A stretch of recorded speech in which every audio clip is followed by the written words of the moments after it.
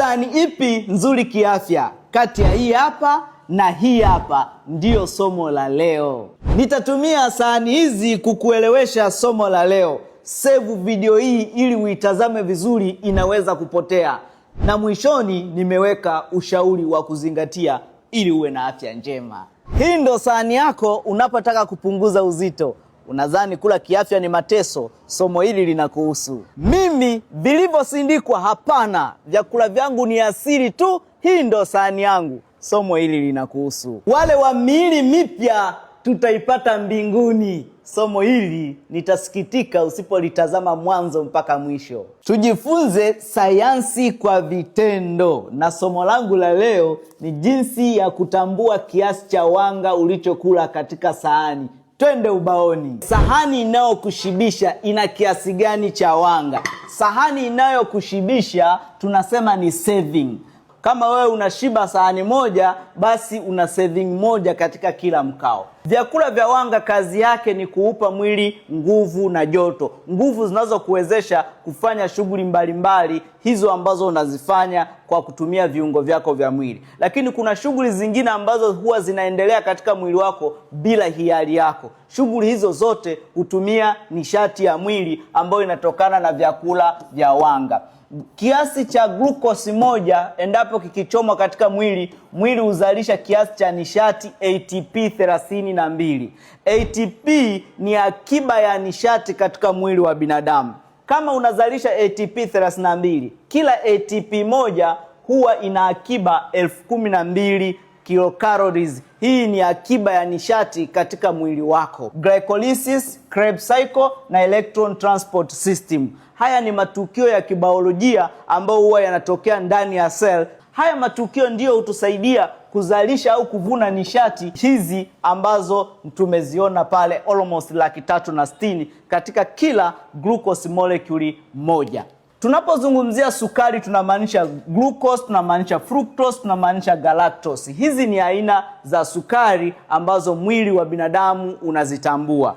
Ndio maana mtu mwingine anaweza kumwambia unapokula maembe, sawa, kwenye maembe kuna vitamin, kuna madini. Aina ya sukari inayopatikana kwenye embe ni glucose na fructose. Aina ya sukari inayopatikana kwenye tende ni sucrose, ambayo ndani ya sucrose ni muunganiko wa sukari aina mbili ambao ni fructose pamoja na glucose. Kwenye maziwa tunapata sukari inaitwa lactose. Lactose ikivunjwa kwenye maziwa tunapata kiini cha mwisho ambayo inaitwa galactose, ambayo tunatambua kama simple sugars. Kwa hiyo tuna aina kuu tatu za simple sugars. Tuna glucose, tuna fructose, tuna galactose. Hizi ndizo ufyonzo kutoka kwenye utumbo mwembamba na kuingia ndani ya seli, zinaenda kupitia mchakato wa glycolysis, Krebs cycle na electron transport system na kuzalisha kiasi cha ATP 32, ambapo ATP moja inahifadhi almost calories 1012. Hivyo ndivyo ambavyo glucose inafanya kazi katika mwili wa binadamu. 95% na zaidi, glucose kazi yake ni kuupa mwili nguvu tu. Haina kazi nyingine kubwa zaidi ya hiyo. Mwongozo wa Tanzania unatuambia kiasi cha calories ambazo zinatokana na wanga inatakiwa iwe 45% mpaka 60% ya jumla ya calories zote unazokula kwa siku. Kwa hiyo kama wewe mwanaume unatakiwa kwa siku upate calories 2600 kwa siku moja. Hivyo 50% ya calories 2600 ni calories 1300. Wewe mwanamke kwa siku calories 2000, 50% tukichukua ni sawa na calories 1000. Sasa leo tunataka tuone, je, mnauzingatia? Sasa tunataka kubadilisha calories 1300 kwenda kwenye grams, ambacho ni kipimo tunachoweza kupima kwa kutumia mzani. Kwa mfano embe hili moja lina gramu 560.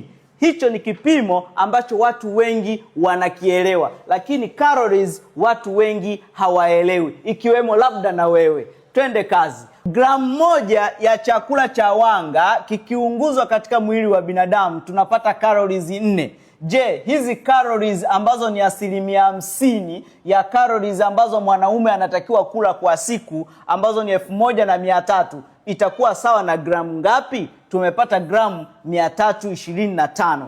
Hizi ni kiasi cha grams za wanga ambazo mwanaume anashauriwa kula kulingana na mwongozo ambao umesema 45% mpaka 60%. Sisi tumechukua katikati ya 50%. Endapo tukigawanya hii katika milo mitatu, ashumu wewe unakula milo mitatu, katika kila sahani, katika kila serving, katika kila sahani yako inatakiwa usizidishe grams 108. Sasa utajuaje ya kwamba hii sahani niliyokula viazi vitatu na ndizi moja na maziwa niliyoweka asali ina gramu ngapi za wanga? Twende sasa kwa vitendo zaidi. Ili uweze kujua kuna kiasi gani cha wanga katika hizi slices za mkate, unatakiwa kwanza kupata kitu kinaitwa carbohydrate factor. Carbohydrate factor ni kiasi cha wanga kilichopo katika kila gramu ya chakula unachotaka kula. Na utaipata vipi hii carbohydrate factor? Ni kitu ambacho kimefanyiwa uchunguzi, kimefanyiwa utafiti wa kutosha. Ingia katika internet, andika tu carbohydrate factor food list.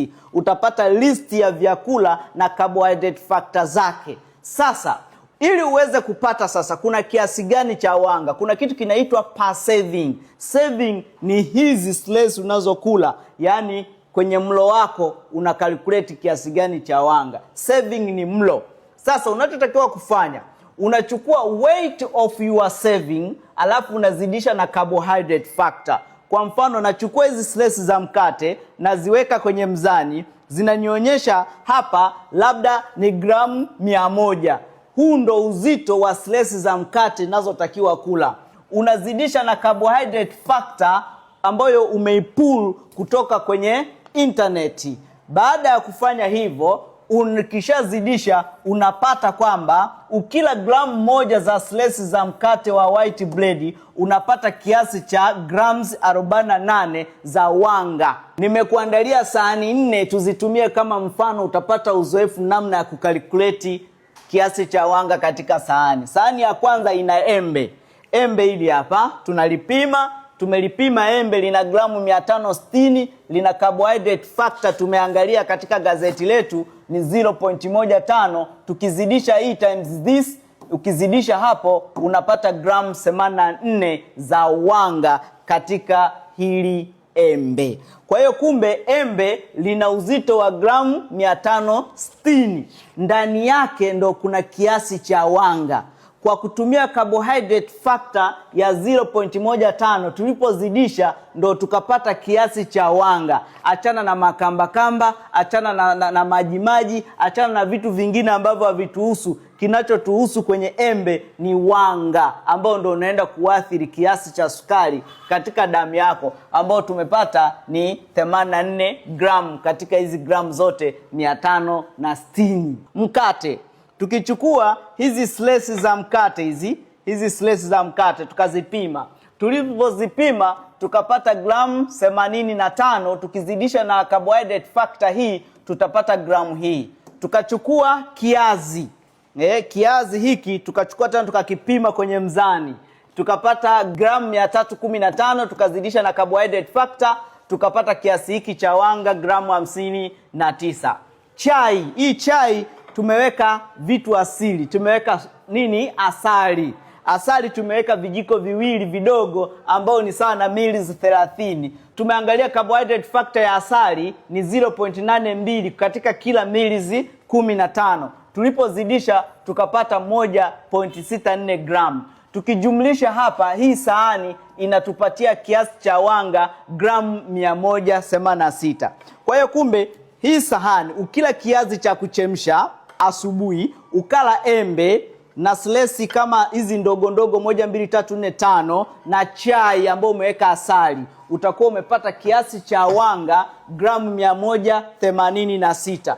Kumbuka ya kwamba katika kila mlo unaokula kulingana na mwongozo wa chakula unatuambia ya kwamba hatutaki kuzidisha gramu 108. Wewe ushapiga shazidisha hapo. Sahani nyingine ni hii hapa, sahani ya pili. Sahani ya pili ina viazi vitatu ambavyo ndio hivi hapa, viazi vitatu. Sahani ya pili ina viazi vitatu. Ukiamka asubuhi ukala viazi vitatu vya kuchemsha, una ndizi moja pamoja na maziwa. hapo utakuwa umepata gramu 139 za wanga katika sahani. Mwongozo unatuambia hatutakiwi kuzidisha gramu 108 katika kila mlo unaokula kama wewe unakula milo mitatu. Tunaendelea na sahani ya tatu. Wale wa kujinyima kula, wale wa kupungua uzito, wale wa kutaka ukate uzito haraka ndani ya wiki 2 uende kwenye harusi, usihangaike na mkanda bana tumbo. Hii ndo sahani yao. Wanakuambia mimi siachi kula vitu vyote. Mimi nitakuwa nakula hivyo hivyo vilivyo ninenepesha, lakini kiasi kidogo. Unaona?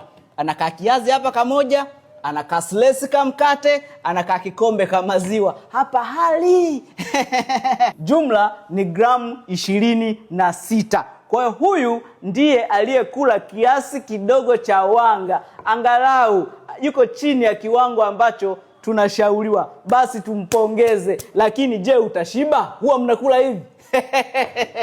Haya, twende sahani ya 4. Hii sahani watu wengi wakiona wanasema hamna wanga hapo, ukila hivi. Ndo maneno yenu. Tuone kuna wanga katika hii sahani. Mimi na miaka 5 sijawahi kula wanga, nakula tu hivi. Humu hamna wanga. Njoo tukalikuleti hapa. Njoo tukalikuleti. Sahani ya 4. Hili tango moja tukilipima lina gramu 320. Tulivyo kalkuleti ni kiasi cha 9.6 gramu za wanga. Ziko kwenye tango. Ulikuwa unajua hilo? Cabbage. Cabbage gramu 100 tutapata kiasi cha gramu 4. Cabbage hazina wanga, hamna wanga hapo. Jamani, hii sahani tulivyojumlisha ina gramu 21. Hii sahani ukiangalia ina nyama hapa robo kilo, ina cabbage gramu 100, ina tango, ina parachichi. Hii yote ina kiasi hiki cha wanga. Ina kiasi hiki cha wanga gramu 21.1. Lakini hii sahani ina kakiazi kamoja, ina kamkate kamoja, slesi moja na tumaziwa hivi ambapo ameweka asali ndani yake natural. Sasa huyu yeye ana gramu ngapi? 26. Swali linakuja, huyu ana kiasi kikubwa cha wanga kuliko huyu hapa. Sasa nani anayeshiba? Huyu anaishi kwa kujinyima, huyu anaenjoy chakula, anashiba na anakula kiasi kidogo cha wanga ukilinganisha na huyu anayejinyima. Hilo ndo kusudio la mimi kukufundisha masomo haya, ni kupata uelevu, usio unaunyanyasa mwili wako. Kama wewe una kitambi, una kisukari, una kansa, una matatizo ya mvurugiko wa homoni, unataka kujitibu kwa ndani ya mwili wako, na maradhi unaosumbuka nayo ni maradhi yaliyotokana na mfumo wako wa lishe na maisha, na kushauri kwamba kula kiasi cha wanga gramu 20 mpaka 50 kwa siku. Na wanga huu unatakiwa upate kwenye mboga za majani na matunda yenye sukari kidogo kama parachichi na tango. Lakini kumbuka kuambatanisha na vyakula vya protini na mafuta asili. 50 gram to 100 grams of carbohydrate kwa siku. Huyu ni yule ambaye ana kiwango kidogo cha mazoezi. Au yule ambaye anafanya mazoezi lakini si ya kila siku. Huyu tunamshauri aongeze na matunda mengine. Unaweza kaongeza labda embe kipande, chungwa kipande, nanasi kipande. Weka matunda yale lakini kwa woga, kwa hamu. Hili ni jambo ambalo nimekuwa nikiwaeleza watu wengi. Lakini kama wewe ni mwana mazoezi, unafanya kazi za nguvu sana, unavuja jasho, yani unapilika pilika nyingi, wewe hata kama kila kiasi kikubwa cha wanga, wewe uwezo wa mwili kuwa unabakiza kama akiba ni mdogo kwa sababu ya pilika zako. Sasa tunakushauri gramu 100 usizidishe gramu 325 kwa siku. Lakini kama wewe unazidisha gramu 325 kwa siku, basi wewe unajihatarisha na magonjwa ya lishe. Share video hii na watu wengi zaidi ili waweze kupata elimu hii, tuweze kuwanasua na janga la magonjwa ya lishe. Tunapoteza nguvu kazi ya taifa. Share, save na comment hapo chini.